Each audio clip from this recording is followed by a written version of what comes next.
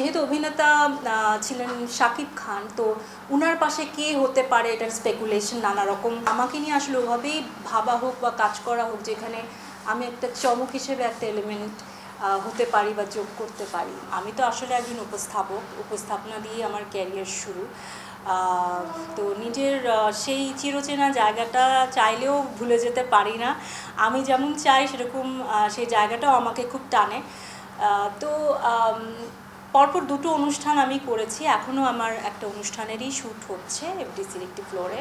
তো এটা নিয়ে ব্যস্ত আছি, কিছু ব্র্যান্ডসের সাথে কথাবার্তা চলছে, কাজ হবে হয়তো সামনে। এই লাকটা আসলে আমি বিশ্বাস করি লাক অনেক ক্ষেত্রে আপনি আসলে লাকটা যাতে আপনার কাছে আসে এর জন্য আপনাকেও সেই পথটা নিজেই তৈরি করতে হবে। এই পথের মধ্যে এমন কিছু করা যাবে না যাতে যেটা খুব ভালো বা সুন্দর বা বড় সেটা আপনার কাছে আসার ক্ষেত্রে অন্তরায় হয়। মাঝে মাঝে কী হয়, আমরা অনেক ছোটোখাটো নানা কাজ করে ফেলি, অনেক রকম কাজ করে নিজেকে খুব বেশি অ্যাভেলেবল করে ফেলি। সেক্ষেত্রে যারা একটু অন্যরকম কাজ করতে যায় এবং তারা যদি একটা ফ্রেশনেস খুঁজতে যায় তখন কিন্তু তারা সেটা হয়তো পায় না।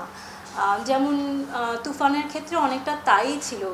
আমি যেটা জানতাম, আমাকে ডিরেক্টর বা প্রডিউসার বলেছিল, বিশেষ করে ডিরেক্টরই আমাকে বলেছিল যে সে এমন কাউকে কাস্ট করতে চাচ্ছিল যাকে যে একটা চমক হিসেবে আসবে, যাকে হয়তো কেউ এক্সপেক্টই করেনি যে এমন কেউ হতে পারে। কারণ যেহেতু অভিনেতা ছিলেন শাকিব খান, তো উনার পাশে কে হতে পারে এটার স্পেকুলেশন নানা রকম অনেকেই করে থাকেন। বিশেষ করে যারা বেশ পপুলার পরিচিত মুখ তাদের মাঝ থেকেই সবাই চিন্তা করে থাকেন।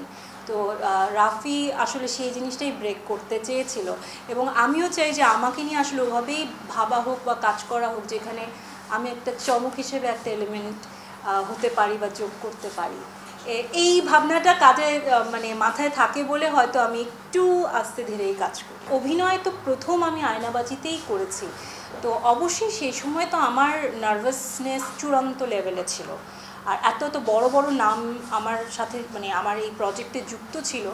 আমি অমিতাভ রেজার সাথে জীবনে আগে কোনো বিজ্ঞাপনেও কাজ করেছিলাম, ওনার সাথে আমার অভাবে আলাপও ছিল না। চঞ্চল ভাইয়ের সাথে কাজ না, আমাদের ডিওপি ছিলেন Rashed Zaman, one of the finest DOPs of our country. এই নামগুলো এত বিশাল ছিল যে আমি মানে প্রচণ্ড লেভেলের নার্ভাস ছিলাম। তো ওই সময় আসলে আমি বলবো আয়নাবাজি অনেকটা আমার স্কুলিংও ছিল ফিল্ম বোঝার ক্ষেত্রে, ফিল্মের ব্যাপারে আগ্রহী করে তুলবার ক্ষেত্রে এবং নিজের দর্শন, জীবনকে নিয়ে, ফিল্মকে নিয়ে এটারও যে একটা পরিবর্তন এসেছে, আমি মানুষ হিসেবে অনেক পরিবর্তন হয়েছে। আমি বলবো ইট ওয়াজ অল ইন অল একটা স্কুলিং ছিল আয়নাবাজি।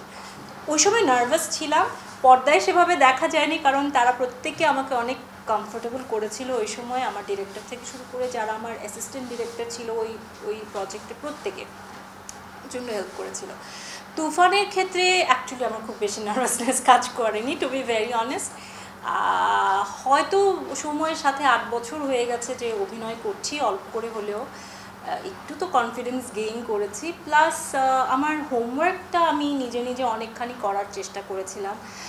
মাথার মধ্যে রেখেছি যে আমি একদম আমাদের দেশের দ্য বিগেস্ট সুপারস্টারের সাথে কাজ করতে যাচ্ছি।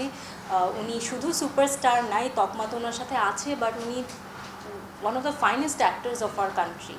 তো ওনার সামনে আমার নার্ভাস হওয়া যাবে না। সো আমি মানসিকভাবে ওই প্রস্তুতিটাও নিয়েছিলাম, তো এই জন্য খুব বেশি নার্ভাস হইনি। আর উনিও আমাকে খুব বেশি নার্ভাস হতেও দেয়নি, উনি খুব কমফোর্টেবল করে দিয়েছিল আমাকে।